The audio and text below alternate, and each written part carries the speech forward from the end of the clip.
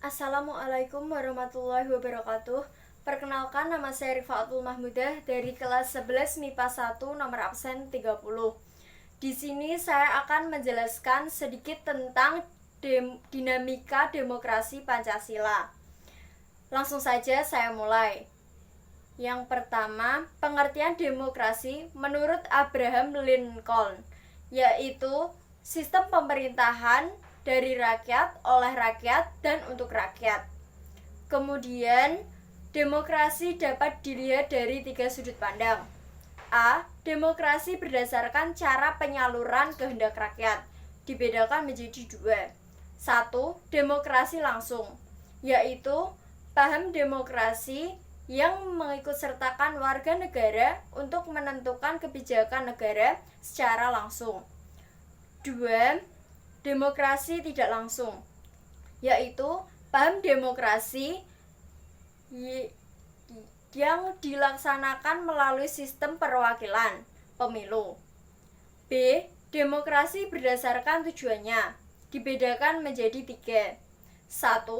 Demokrasi formal, yaitu demokrasi yang menjunjung tinggi persamaan dalam bidang politik, diterapkan di negara liberal. 2. Demokrasi material, yaitu demokrasi yang menitik beratkan pada upaya menghilangkan perbedaan di bidang ekonomi dan persamaan di bidang politik, diterapkan di negara komunis. 3. Demokrasi gabungan, yaitu demokrasi yang menggabungkan antara demokrasi formal dan demokrasi material serta mengambil kebaikan dan menghilangkan keburukan. C. Demokrasi berdasarkan paham ideologi, dibedakan menjadi 2. 1. Demokrasi konstitusional, demokrasi liberal, yaitu demokrasi yang didasarkan pada paham kebebasan individu.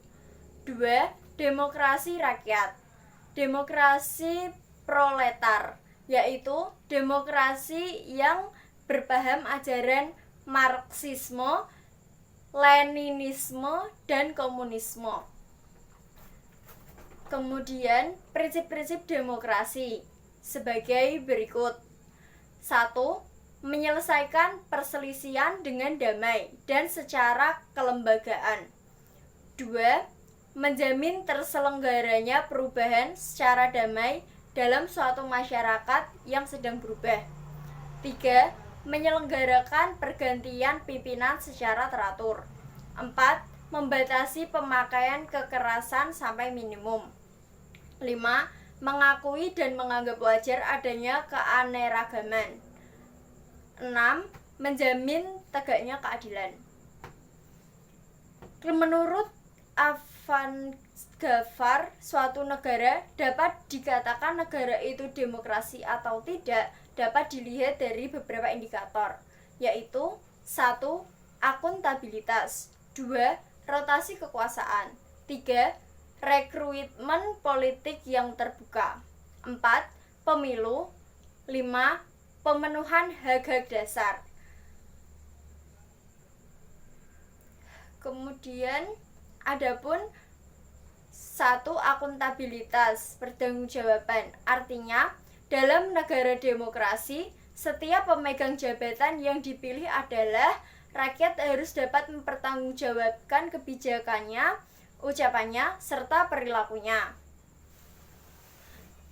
2. Rotasi kekuasaan, artinya dalam negara demokrasi peluang terjadinya rotasi kekuasaan harus ada serta dilakukan secara teratur dan damai. Karena rotasi kekuasaan, maka tidak hanya satu orang yang memegang jabatan. 3.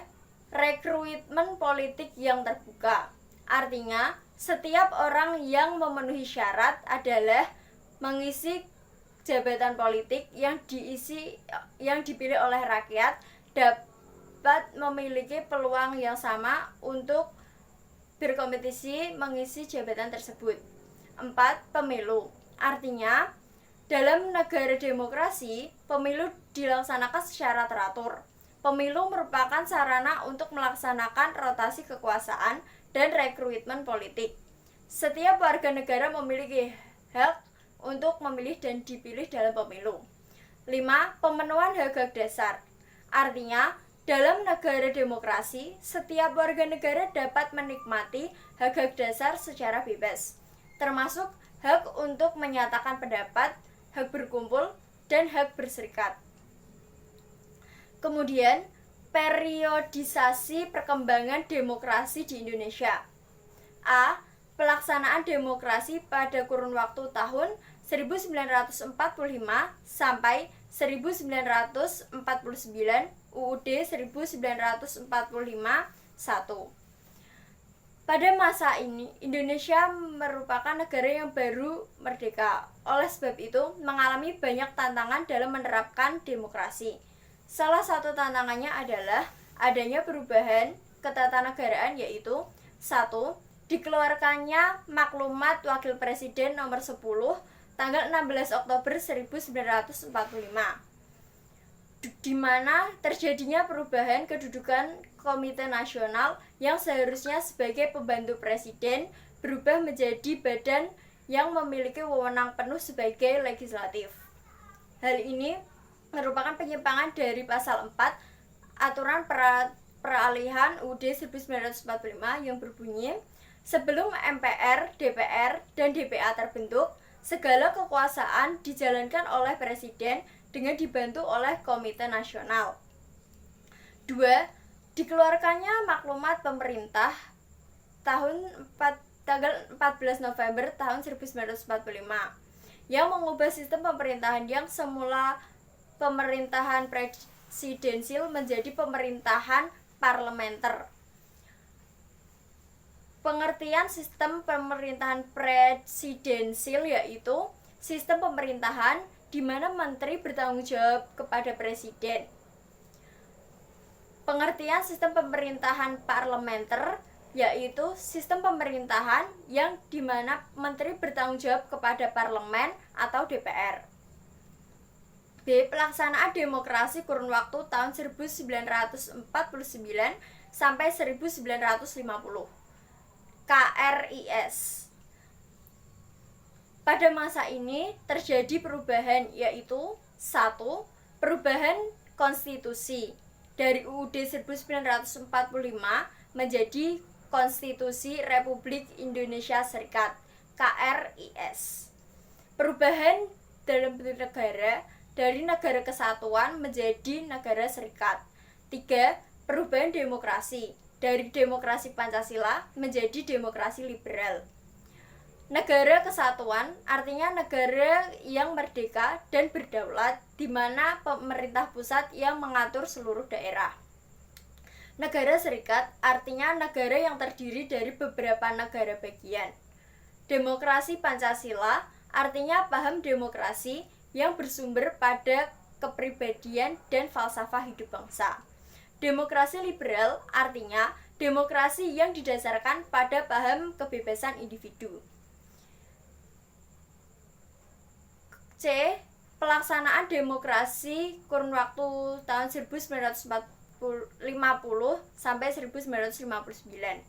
UUD-S tahun 1950. Pada tahun ini terjadi perubahan. 1. Perubahan konstitusi dari KRIS menjadi UUD 1950. 2. Perubahan bentuk negara dari negara serikat menjadi negara kesatuan. 3. Perubahan demokrasi dari demokrasi liberal menjadi demokrasi Pancasila. 4. Pada masa ini, bangsa Indonesia berhasil menyelenggarakan pemilu yang pertama untuk memilih anggota konstituante dan DPR. Namun, lembaga konstituante yang diberi tugas untuk membentuk UUD yang baru tidak dapat melaksanakan tugasnya. Hal ini disebabkan adanya konflik antar partai dalam tubuh konstituante. Kondisi ini sangat membahayakan kelangsungan hidup bangsa Indonesia. Oleh karena itu, Presiden mengeluarkan dekret pada tanggal 5 Juli 1959 yang isinya A. pembubaran konstituante. B. Memberlakukan UUD 1945 dan tidak memberlakukan UUD 1950. C. Pembentukan MPRS dan DPAS dalam waktu yang sesingkat-singkatnya. D. Pelaksanaan demokrasi pada kurun waktu tahun 1959 sampai 1966. UUD 1945 2. Pada masa ini terjadi perubahan, yaitu 1. Perubahan konstitusi dari UUD 1950 menjadi UUD 1945. 2. Perubahan demokrasi dari demokrasi Pancasila menjadi demokrasi terpimpin. 3. Presiden Soekarno menyatakan bahwa demokrasi terpimpin tidak bertentangan dengan Pancasila dan UUD 1945. Namun dalam kata terpimpin diartikan sebagai dipimpin oleh presiden. Hal tersebut menyebabkan kerusakan kekuasaan di tangan presiden. Namun, kondisi politik, keamanan, serta ekonomi semakin memburuk. Keadaan ini diperparah dengan adanya pemberontakan G30S PKI. Akhirnya, negara Indonesia memberlakukan kembali demokrasi Pancasila. E. Pelaksanaan pada kurun waktu tahun 1966 sampai 1999. UUD 1945. Pelaksanaan demokrasi liberal dan terpimpin menjadi pengalaman sejarah bagi bangsa Indonesia. Karena itu, pemerintah Orde Baru mengadakan perbaikan dan berusaha menjalankan Pancasila dan UUD 1945 secara murni dan konsekuen. Namun, karena lamanya presiden berkuasa, maka menjadi 1. Kekuasaan menjadi sentralistik. 2. Adanya dominasi pada struktur politik. 3. Maraknya KKN.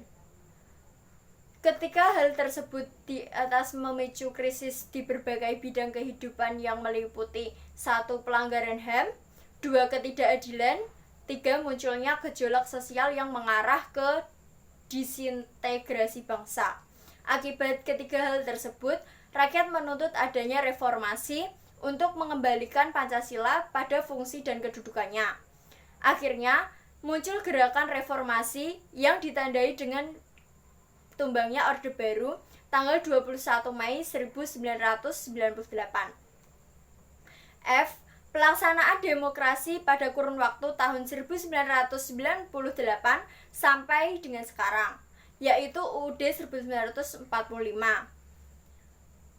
Gerakan reformasi merupakan suatu gerakan untuk menata ulang hal-hal yang menyimpang dan mengembalikannya agar sesuai dengan nilai-nilai yang dicita-citakan rakyat. Melalui gerakan reformasi diharapkan terjadinya perubahan. A. Dalam bidang politik. B. Adanya pembagian kekuasaan negara yang tegas antara legislatif, eksekutif, dan yudikatif.